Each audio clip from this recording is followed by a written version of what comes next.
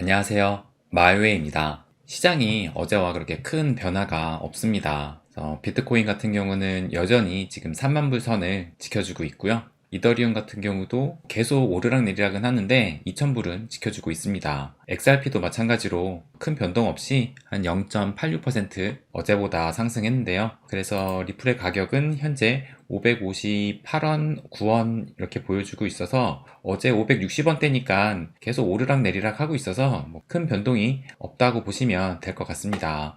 갈라도 마찬가지입니다. 지금 가격이 112원 정도 대인데 어제도 마찬가지로 110원대였기 때문에 그렇게 크게 변동이 있는 건 아니고 지금 며칠 전에 하루 만에 55% 상승한 이후로 조금씩 빠지고 있긴 한데 그 변동폭이 계속 줄어들긴 하거든요. 그래서 아마 또 며칠 뒤에는 다시 또 변동성을 좀 보이지 않을까라는 생각이 듭니다. 물론 그 변동성은 비트코인이 가져올 것 같고요. 그래서 지금 공포 탐욕 지수를 보면 여전히 지금 익스트림 피어로 극단적인 공포 상태를 보여주고 있는데요. 그래도 어제보다는 4포인트 정도 올라서 지금은 한 12포인트를 보여주고 있습니다. 그래서 여전히 시장은 이렇게 좀 얼어붙어 있는 상황이에요.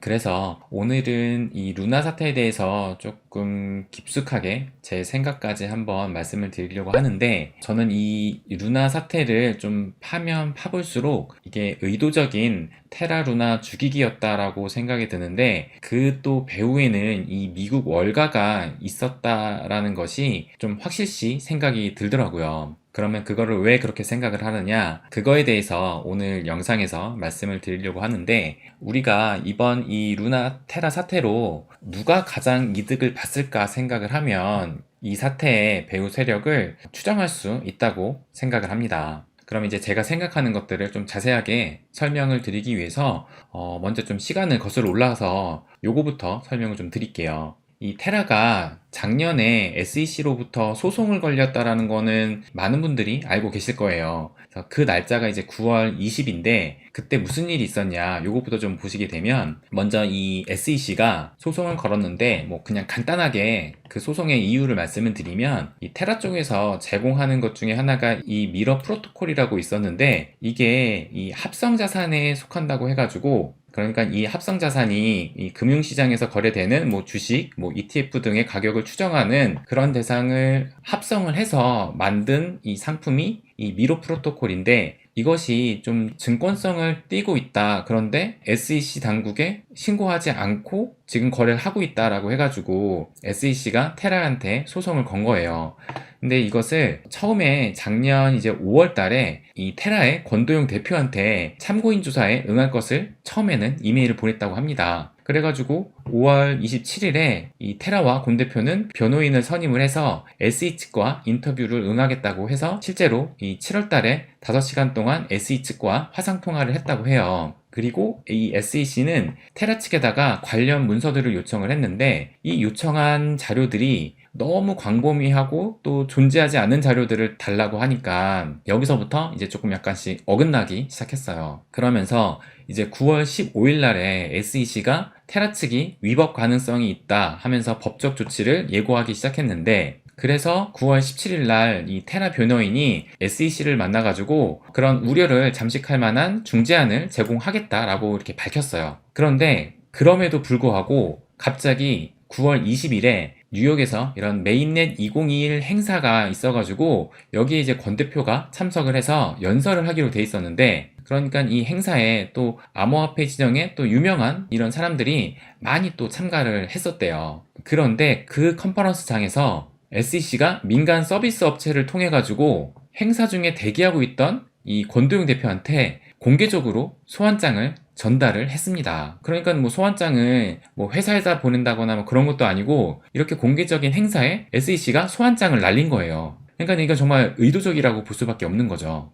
그러니까는 이 권 대표는 물론 행사 주최 측도 이런 SEC의 행동에 당황할 수밖에 없었다라고 합니다. 그래서 이제 테라도 열이 받은 거예요. 그러니까는 왜 하필 이런 공개적인 자리에서 소환장을 제시를 하느냐, 이거를 이제 문제를 삼았어요. 거기다가 이 권 대표는 미국 시민이 아니라 한국 시민이고 그리고 또 이제 소환장 전달 과정에서 자체 규정을 위반하고 외주 서비스 업체를 고용을 해서 그것도 공공장소에서 소환장을 전달을 했다 해서 SEC가 시행한 행위는 비밀로 수행해야 하는 공식조사 명령을 위반한 행위다 라고 해서 테라가 SEC를 맞고소를 하게 됩니다. 그래서 이제 이 기사를 보게 되면 이 권도용 대표는 국적이 대한민국이고 또 회사 본사는 싱가포르에 있고 또 소환장을 변호인이 아닌 권도용 대표에게 직접 그것도 공개 장소에서 전달했다는 이유로 작년 10월 달에 미국 SEC를 상대로 이제 맞소송을 하게 된 거예요. 그러면서 이제 SEC는 권도용 대표를 계속 소환을 시켰는데 이 소환장이 계속 불응을 했어요. 그래가지고 이 SEC는 또 11월에 뉴욕 법원에다가 지금 권 대표 소환을 하려고 하는데 계속 안 오고 있다 라고 이렇게 문건을 제출을 했는데 결국에는 이 뉴욕 법원도 SEC 편을 들었다고 합니다. 그러니까 소송이 SEC의 승소로 끝났다는 게 아니라 그러니까 이 소환하는 거는 응해야 한다라고 법원에서도 이렇게 얘기를 했대요. 그런데 그 소환에 응했는지는 아직 파악되지 않고 그리고 이 소송은 현재 계속 되고 있다라고 합니다. 그러니까는 이 중요한 거는 이 테라 재단이 이 SEC에 지금 눈밖에 나 있는 상황이었어요. 또 가뜩이나 이 SEC는 이 암호화폐의 규제에 대해서 조금 더 계속 강화를 하고 리플사와 또 소송까지 벌이고 있는데 거기에 이 테라가 갑자기 뭐 한국인 대표라고 하면서 조그만 회사가 점점 이렇게 영향력을 키우면서 또 거기다가 SEC에 대해서 맞소송을 하니까 SEC 눈에는 좀 기가 차지 않았을까라는 생각이 들어요. 그런데 그럼에도 불구하고 루나는 계속 승승장구를 합니다. 그러니까 최근에 이렇게 폭락이 지금 나왔지만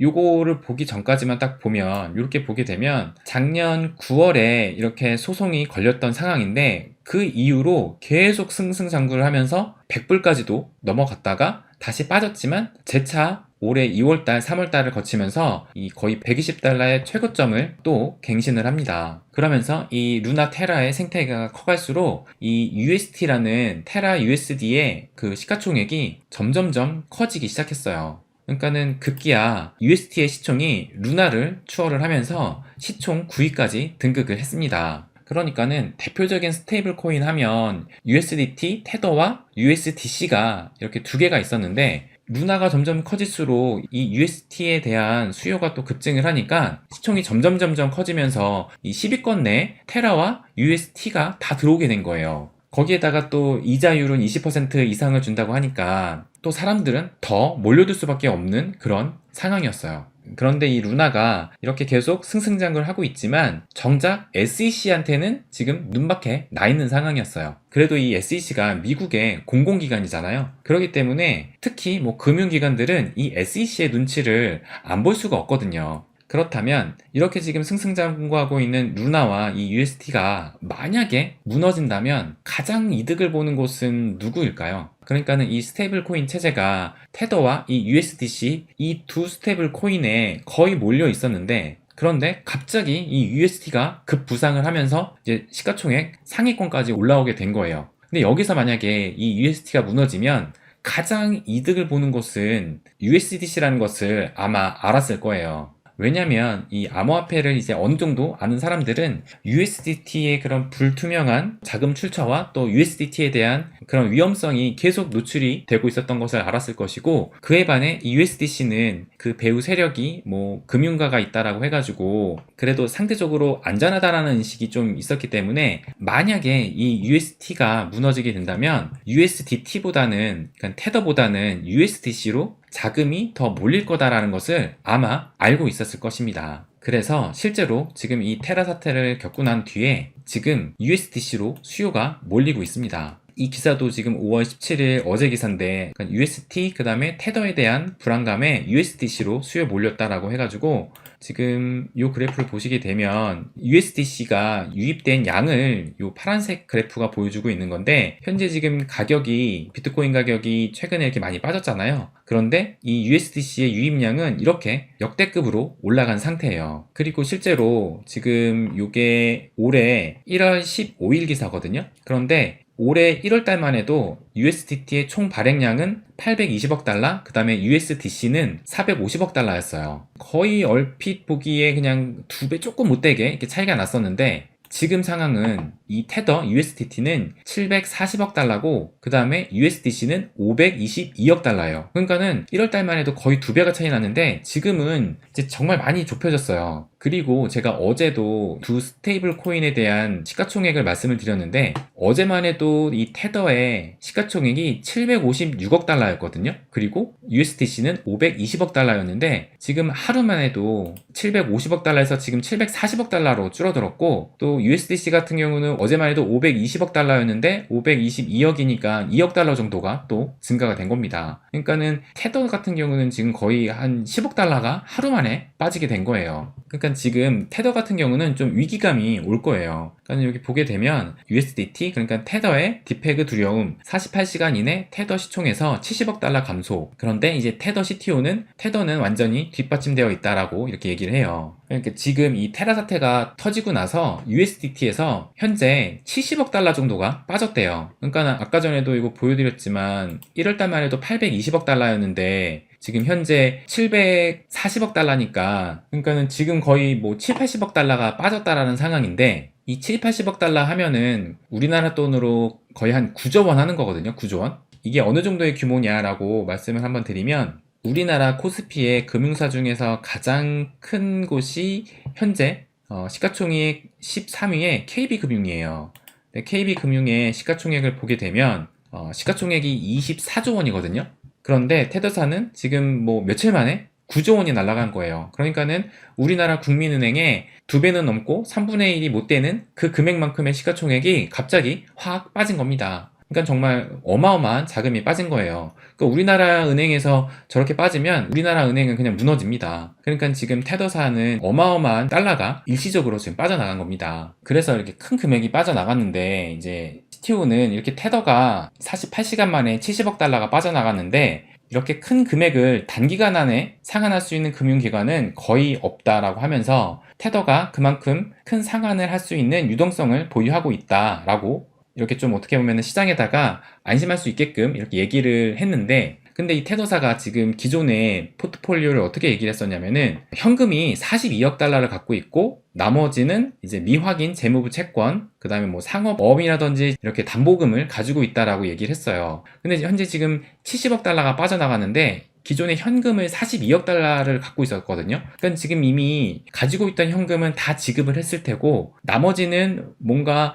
어음이라든지 지금 채권에서 빼가지고 지금 상환을 해줬을 거예요. 그렇다면은 현재 이 자료만 보면 현재 테더는 현금을 더 이상 보유하고 있지 않고 나머지 뭐 채권이라든지 어음을 통해서만 앞으로 계속 지급을 해야 됩니다. 아무래도 이런 어음이라든지 채권은 그래도 만기가 있는 상품이기 때문에 뭐 물론 뭐 채권이나 이런 어음도 할인해가지고 현금화는 가능하긴 한데 결국에는 할인을 한다는 것은 제 값을 못 팔고 팔 수밖에 없다라는 얘기거든요. 그러니까는 테더도 지금 어떻게 보면 지금 위기 상황에 빠져 있을 겁니다. 이렇게 시장에는 자기네들은 안전하다고 얘기하지만 또 예상치 못한 또 그런 인출 사태에 대해서는 지금 아마 큰 고민과 걱정이 있을 것이라는 생각이 들어요. 그래서 결국에 지금 이번 사태에서 이 UST가 무너짐으로 해서 가장 이익을 볼 수 있는 집단은 바로 이 USDC인 거예요. 그러니까는 이 UST가 무너진 걸 보면서 사람들이 기존의 스테이블 코인의 강자였던 USDT나 USDC로 몰릴 텐데 그런데 USDT보다는 USDC로 몰릴 확률이 더 높다라는 것을 아마 이들도 알고 있었다고 생각을 합니다. 그렇다면 이 USDC를 좀 볼게요. 그러니까 이 USDC를 발행하는 곳이 이 서클사라는 거는 이제 잘 알고 계시잖아요. 그러면 이 서클사 뒤에 이 서클사를 투자하고 있는 곳이 어딘가를 한번 볼게요.